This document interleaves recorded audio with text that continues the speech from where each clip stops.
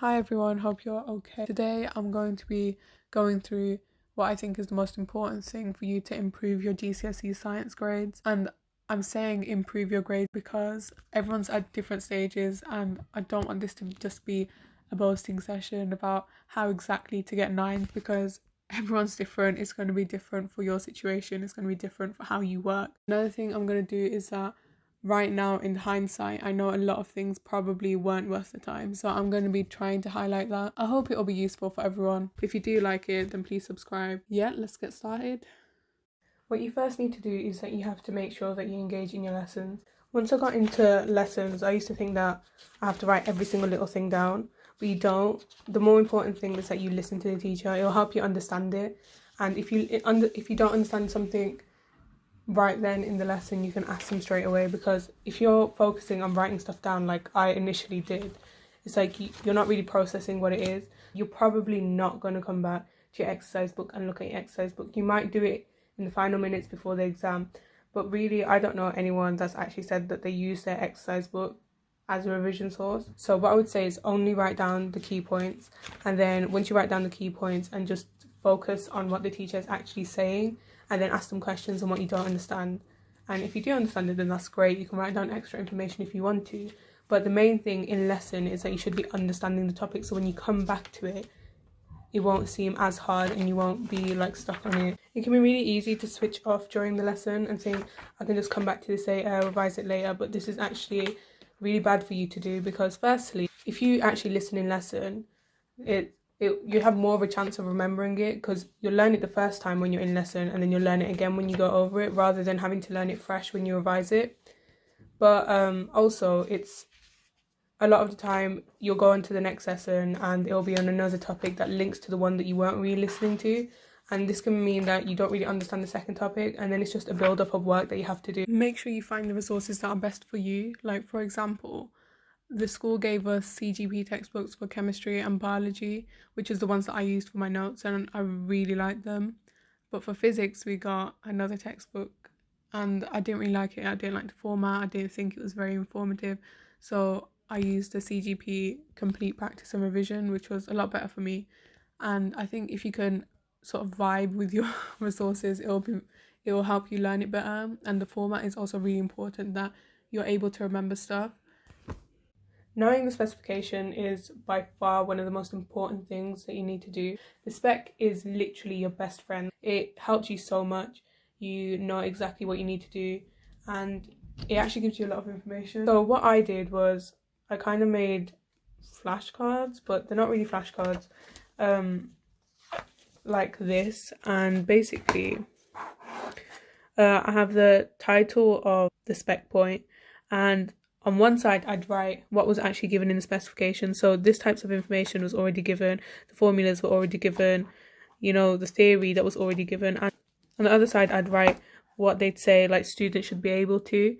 Most of the time the students should be able to sections used to be about applying knowledge, and I think that was really important, that I was aware of what I needed to make sure I could apply.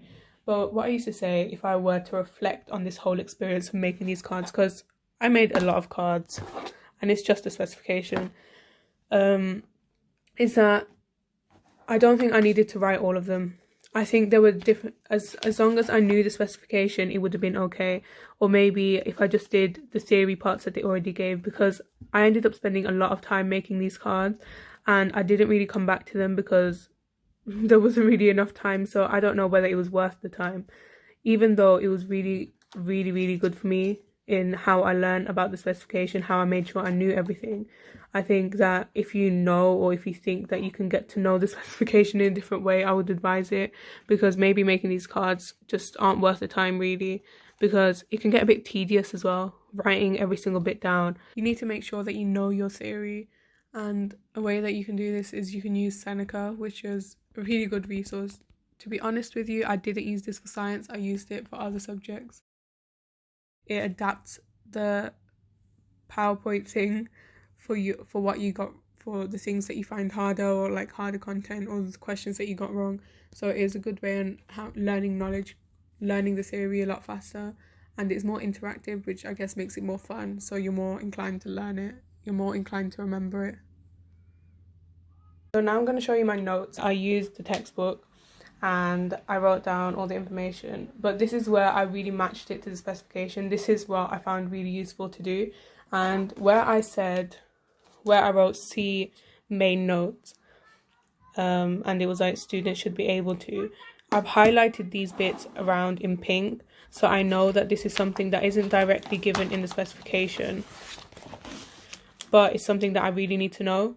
And I think this is really good because that means that you're not missing out on information. And it made me make sure that because I was highlighting around, I was looking at the spec more, getting to grips with it, and I was able to make sure I wasn't missing anything out, which is really easy to do if you're just looking from one textbook, because quite a lot of the time I found that in some textbooks it had certain bits of information and in other ones it had another bit of information, and because you're looking for it, you know when it's missed out and you can go find it out and make sure that you're not like deficient in a certain area. But what I would say is that the way that I did my notes, although initially I tried to reword it, eventually it ended up just me just copying out the textbook, and I think that is really something that you need to avoid, because a lot of the times in topics that you don't really know, you don't really like, it eventually just turned out that I wasn't really focusing. I just turned off. That is not how it works. You shouldn't do that. And now that I've obviously identified that this was not a great thing to do, I would say that you need to either reword what you're looking at, or you can use different systems. Like, for example, now I use the Core Now system. That's really good because you're making sure you're only writing down the really important stuff and you're not just writing useless stuff that isn't really going to help you at all. I think a lot of people underestimate the importance of exam questions, and I know that everyone goes on about it, but exam questions are the only way you really know if you understand the topic, and it can help you identify your weak points. A lot of the time, the theory is one thing, the exam question types are another, so it's just about familiarizing yourself.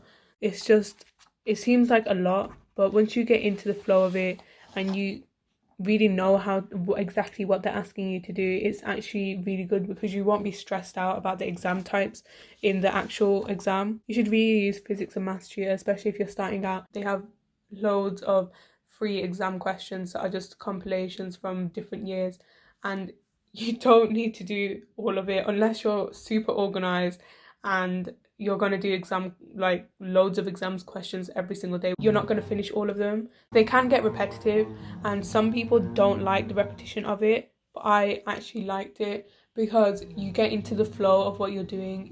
The question types are repetitive, but you really get familiar with how you're meant to answer the exam questions. You can identify what you're saying wrong. You can work out if you're phrasing something wrong using the incorrect terminology, and it's really good for you to do so. And it's just good. Where your weak points are, practice more exam questions on those, because you learn a lot from the mark scheme. You learn a lot from what you're doing. You can find out a lot of the theory just from the mark scheme. So it's really important that you do exam questions. So you want to make sure that you're equally able in all the topics to be able to answer the questions, because you don't want to be caught out in the exam on having to lose quite a lot of marks because you thought that it wouldn't turn up. It probably will turn up, so don't count on that. Okay, so that's all my tips for improving your science grade. Thanks for watching. If you really liked the video, then please subscribe. And if you have any recommendations for videos or topics you want me to go through, then please comment that, and I'll try and do those as soon as possible when I have time.